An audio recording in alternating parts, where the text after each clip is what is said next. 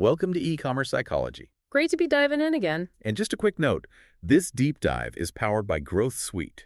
Growth Suite helps you run smart discount campaigns on your store. You can test it for free on your Shopify store. Just head over to the Shopify App Store. Yeah, definitely worth checking out. So you're listening because you want those quick insights, those aha moments, but without, feeling totally overwhelmed.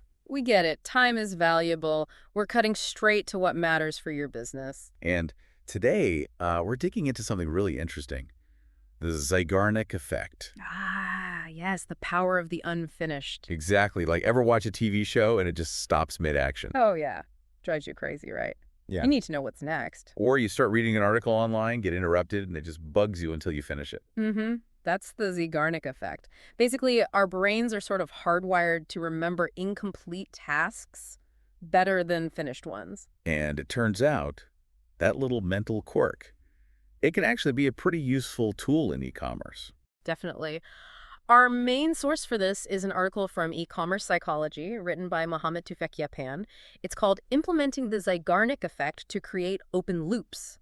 Right. So our mission today is to unpack that article, pull out the really practical stuff you can use, like right away, to get customers more engaged and, well, boost sales, all by understanding this Zeigarnik thing. And the article itself starts with those exact examples, cliffhangers, unfinished reading. It hooks you in immediately. Okay, let's break it down. The Zeigarnik Effect.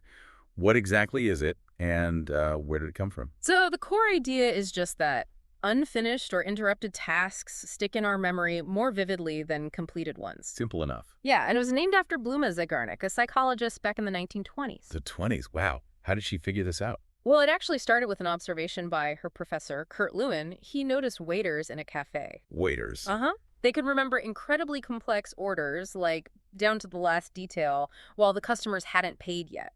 But as soon as the bill was settled, poof, they'd forget the order details almost instantly.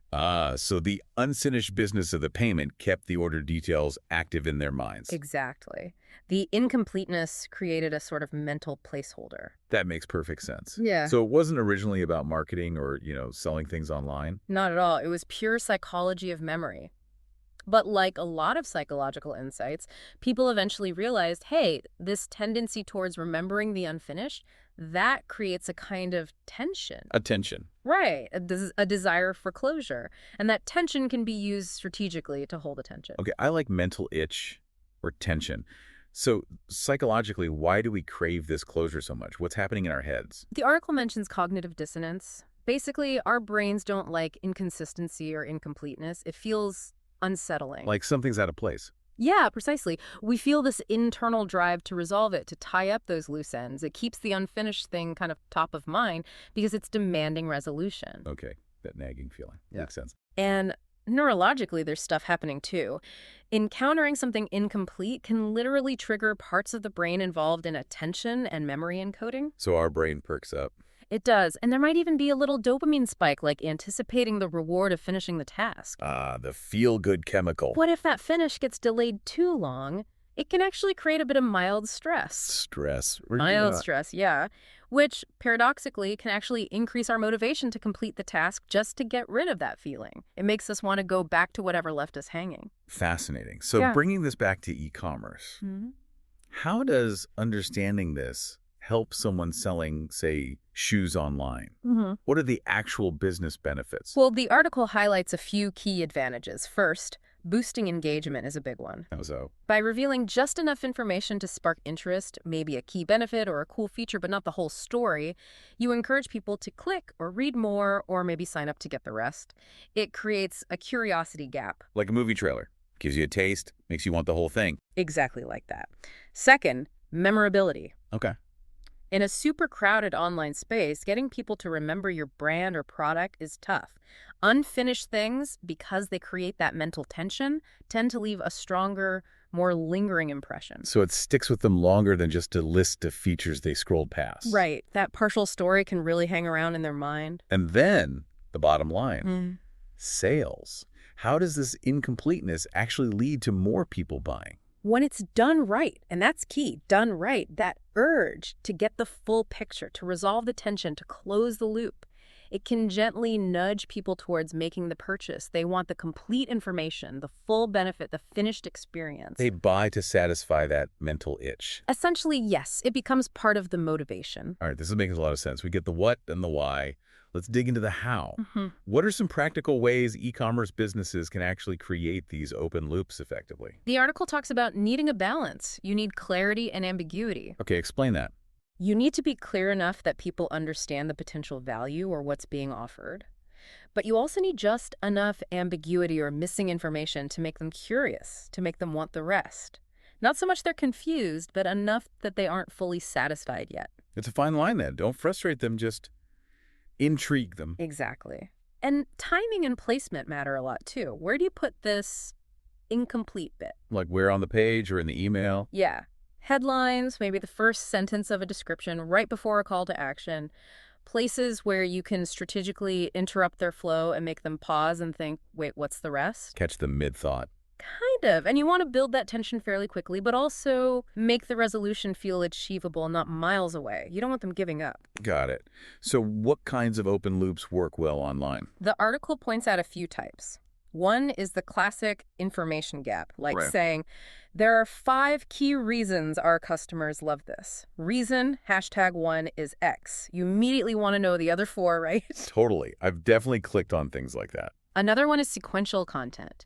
Think about email nurture sequences. Drip campaigns. Exactly. Maybe each email reveals a new benefit or a different use case for a product.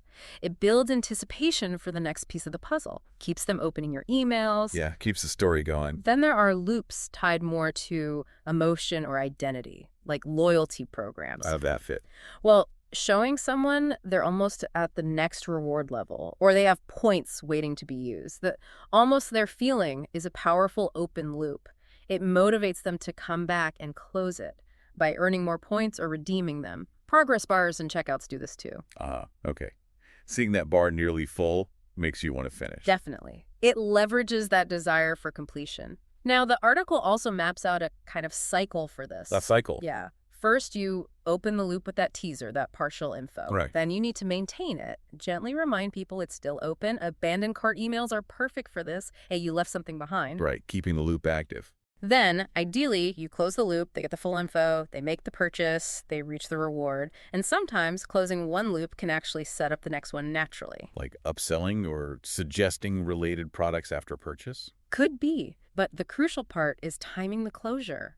Leave it open too long, people get frustrated or just forget. Right, don't leave them hanging indefinitely. So let's get super specific. Where in an e-commerce store journey could you apply this? Okay, product pages are a prime spot. Instead of just listing everything, maybe you highlight 2-3 key features, then have a button like see all 10 advanced features or unlock the full tech specs. Makes them interact to get the details. Smart. Checkout processes, as we said, breaking it down into steps. Step 1, shipping. Step 2, billing, etc., with a clear progress bar. Each step closes a mini loop. Makes it feel less daunting than one giant form. Totally. Abandoned cart emails, we touched on those. Just reminding them your cart misses you or finish your order plays right into that incomplete task psychology. Powerful reminders. And loyalty programs, again, showing points accrued, progress towards the next tier. You're only X points away from a free gift. That keeps the reward loop open and encourages return visits. These are all very concrete things people can try. But is there a downside? Like, can you overdo this? The article mentions ethical considerations. Yeah, absolutely. And it's really important. You don't want to create excessive anxiety or stress. If everything feels unfinished all the time, it can just be overwhelming or annoying. Right, it could backfire. Definitely. There's a line between engagement and manipulation. The goal should be to add value and genuinely pique interest, not just trick people into clicking or buying. Transparency matters. The payoff for closing the loop needs to feel worth it. So use it ethically, provide real value when they close the loop. Exactly. Respect the customer's autonomy. And context matters, too. What works for one brand might feel off for another. You need to consider your brand, voice, and audience. Makes sense. So for someone listening thinking, okay, I want to try this, what's a good step-by-step approach? The article suggests starting with assessment and planning, like take a look at your current site, your emails, your ads, Where are the natural opportunities to introduce a little incompleteness? Audit your existing stuff. Right. Then pick a strategy that fits your brand. Maybe start with an information gap on product pages or try a sequential email series. And crucially, decide before you start what you're going to measure. Define success up front. Metrics like click-throughs, conversions. Exactly. You need that baseline to know if it's actually working. Okay, so plan, pick a strategy, set metrics, then what? Then integrate and test. The article advises maybe starting small, just one channel like email or one specific product page. Don't try to change everything at once. Good idea not to. And A/B testing is key here. Set up a test. Version A with full info, version B with the open loop, see which performs better, maybe even survey users to gauge their satisfaction. Are they intrigued or annoyed? Get that qualitative feedback too. Yeah, it's important. And make sure everyone involved, like your marketing and web teams, are working together. Test, measure, collaborate. Got it? And the final stage. Optimization and refinement. Listen to the data and the user feedback. Is the gap you created too big, causing frustration, or too small so it's not noticeable? Iterate. Keep tweaking based on results. Right. And a final caution from the article, don't overuse it. If everything has an open loop, it loses its impact and just becomes irritating. Use it selectively where it makes the most sense. Find the sweet spot. Don't be the brand that never gives a straight answer. Exactly. And it's interesting, the article specifically calls out a tool near the end. Oh, yeah. It mentions, as a Shopify merchant eager to use these techniques, consider the Growth Suite application. It basically suggests Growth Suite as a way to actually implement some of these ideas, like integrating that strategic incomplete content and tracking how it affects conversions. So it connects the theory directly to a practical tool for Shopify users. Yeah, it bridges that gap between the psychological principle and the actual on-the-ground implementation for merchants using that platform. Well, this has been really illuminating. It's amazing how this seemingly simple psychological effect, the Zeigarnik Effect, can have such practical applications for e-commerce. It really is. Tapping into that fundamental human drive for completion. It can genuinely make customer interactions more engaging and ultimately more effective if used wisely. So the key takeaway for you listening: understanding this effect and applying it thoughtfully, ethically, can be a powerful way to hook customers, keep them engaged, and nudge them towards conversion. It's about working with how our brains naturally operate. Absolutely. Maybe start thinking now, where in your store, your emails, your ads, could you introduce a small, strategic open loop? Could it be revealing benefits step by step, teasing upcoming features, showing progress towards a reward? Take a look at your customer journey with this incompleteness idea in mind. You might spot some really simple tweaks that could make a big difference. Give them a reason to lean in and want to know more. Exactly. All right. Well, that wraps up our deep dive for today. And remember, this deep dive was powered by Growth Suite. Growth Suite helps you run smart discount campaigns on your store. You can test it for free on Shopify. Just search for Growth Suite in the Shopify App Store. Definitely check them out if you're on Shopify. This has been E-commerce Psychology. Thanks for tuning in.